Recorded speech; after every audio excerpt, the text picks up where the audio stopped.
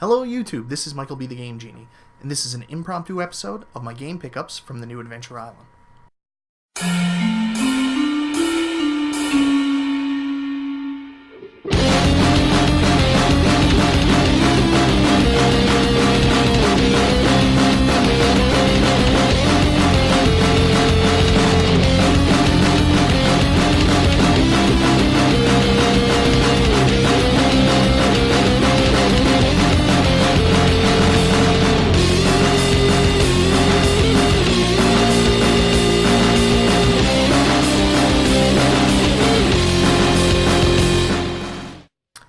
So guys, as you can see, I'm not in my usual location. I'm actually visiting my wife at law school in New Brunswick.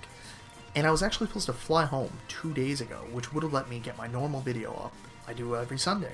But unfortunately, there was a freak snowstorm, my flight got cancelled, and I'm working with the airlines now, and I'm trying to get home, but I haven't been successful yet.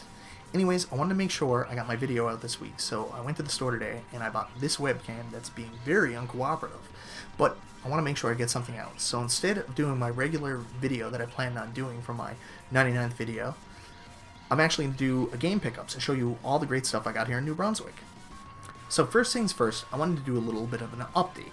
This is my 99th video. What I originally planned to do was this montage of my 98 videos leading up to this, and do it to music, do a nice little look back, building up to my big 100th video next week, which is going to be a compilation between myself and two of my other really good friends here on YouTube. I'm really excited about it. Hopefully it turns out fantastic, and hopefully you guys will enjoy it. The other thing I want to update you on is 3 individuals that I talk to here on YouTube. They all have great channels, and I enjoy their stuff. Have all gone on to become feature performers on Games 81, Rare, and Retro. The first of which is the Sega Stoner. Sega Stoner's got a new show, Would You Buy a Bootleg, or Should I Buy a Bootleg? And it basically talks about all kinds of bootleg games for the Sega Genesis. Great new series for him. I'm excited that he's now a feature performer on Games 81. He actually just won YouTuber of the Month as well, so big month for the Sega Stoner. Second of which is the 16-Bit Brothers. They actually are the cool people that gave me the avatar for my new logo that also shows up on my page. They have some really great content.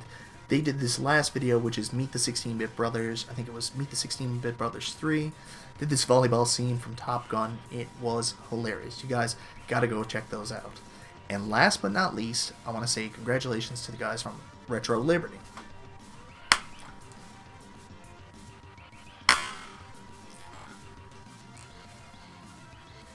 So the guys from Retro Liberty, they've been on Games 81 for quite a while. However, they just hit their 2,000 subscribers. So I want to say congratulations to Retro Liberty. I really, really enjoy your guys' channel. One of the best channels I've seen in a long time. You're like a great combination of like retro hunters plus amazing pickup videos plus a lot of other fun stuff. You guys are great. Fantastic to watch. Alright, so with that out of the way, on to the pickups.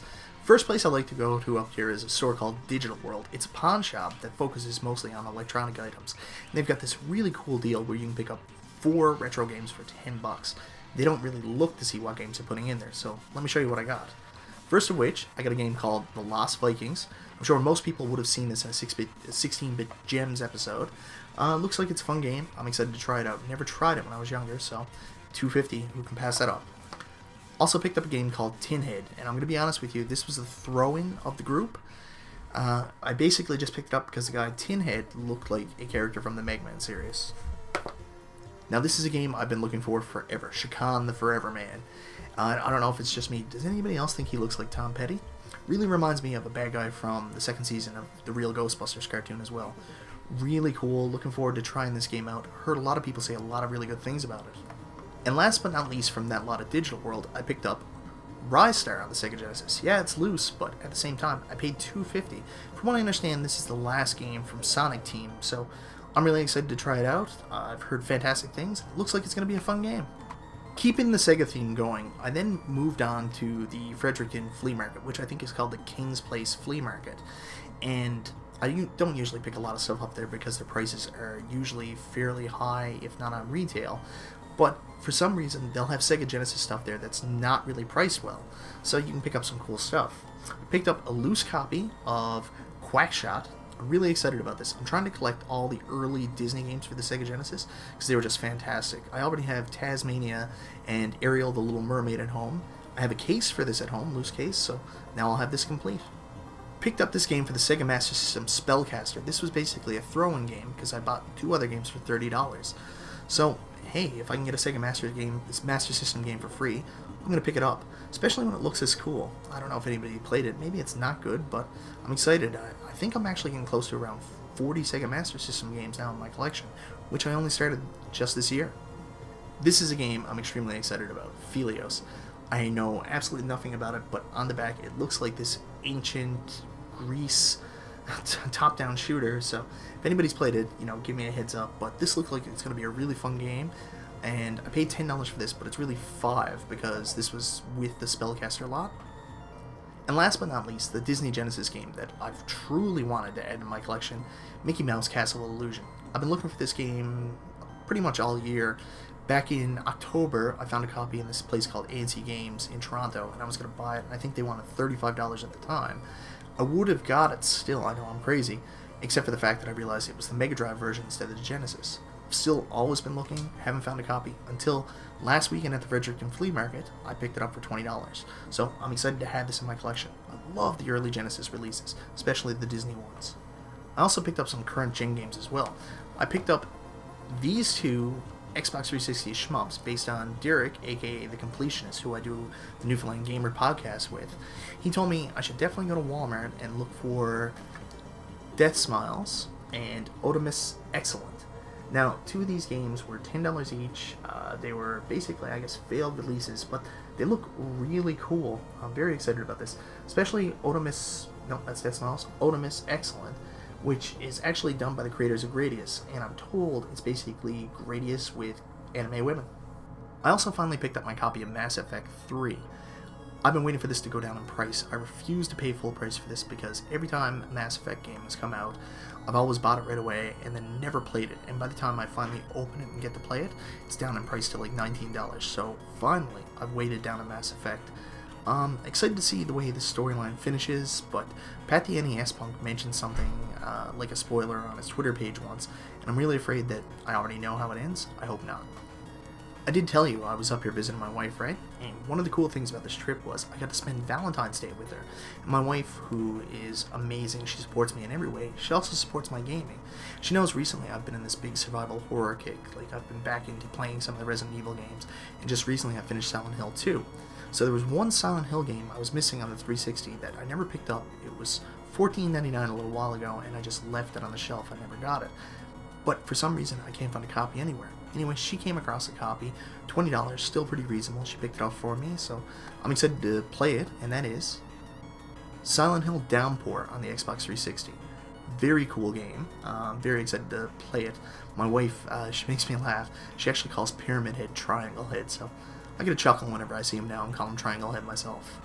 She also got me a copy of Resident Evil Revelations on the 3DS. I've heard this is actually a really good release on the 3DS, and probably one of the best Resident Evil releases in a very long time. Not the one with the spelling mistake, though. So, on to releases for the big N.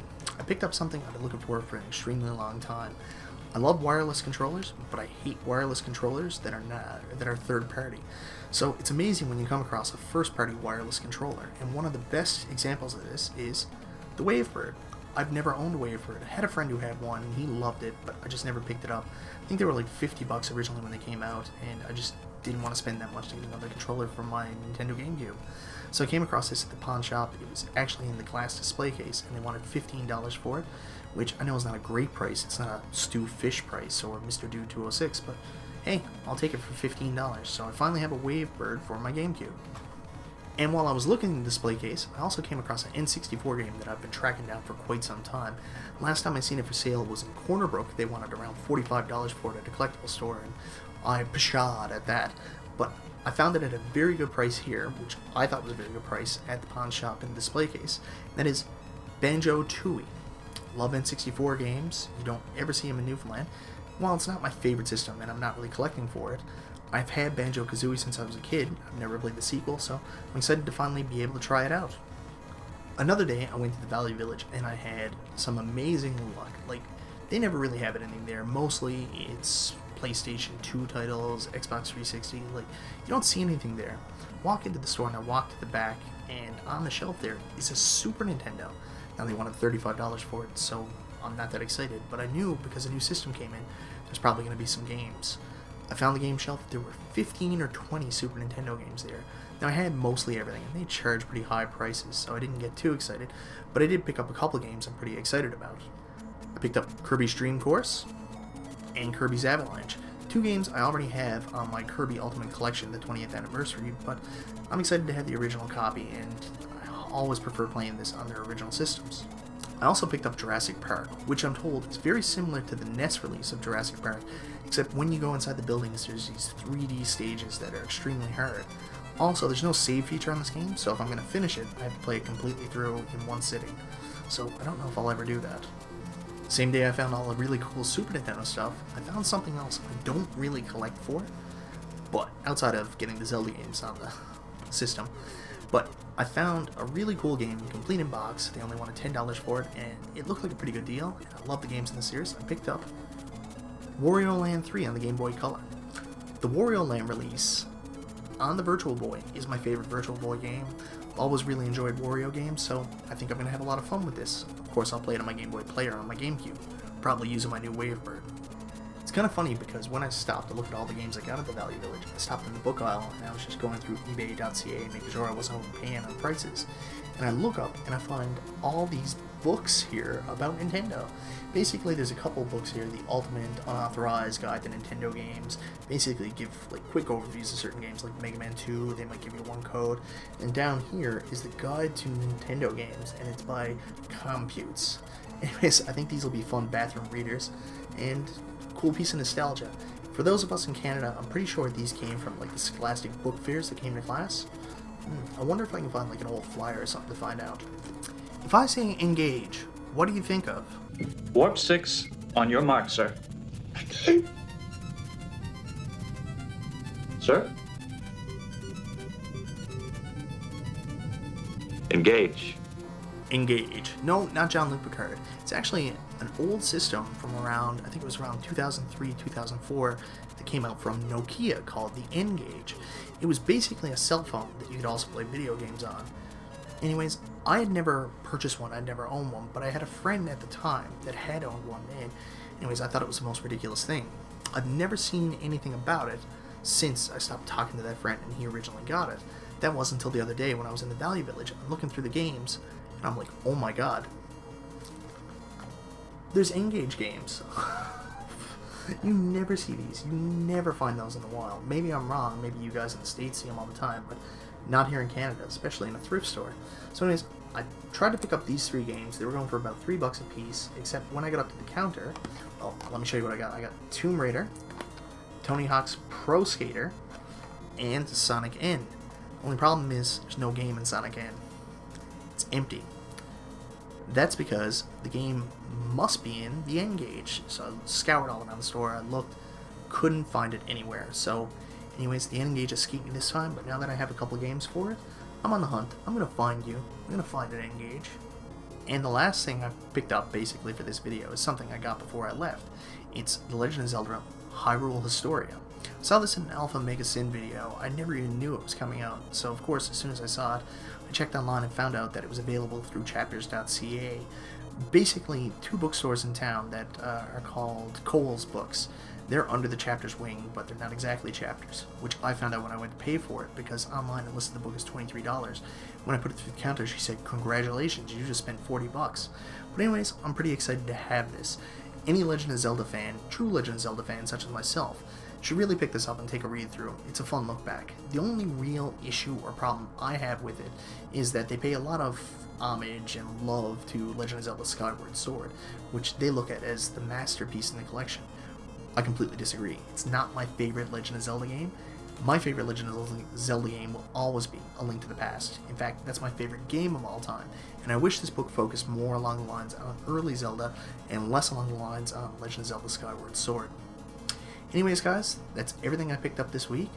This is Michael B. the Game Genie, and I'll talk to you next time.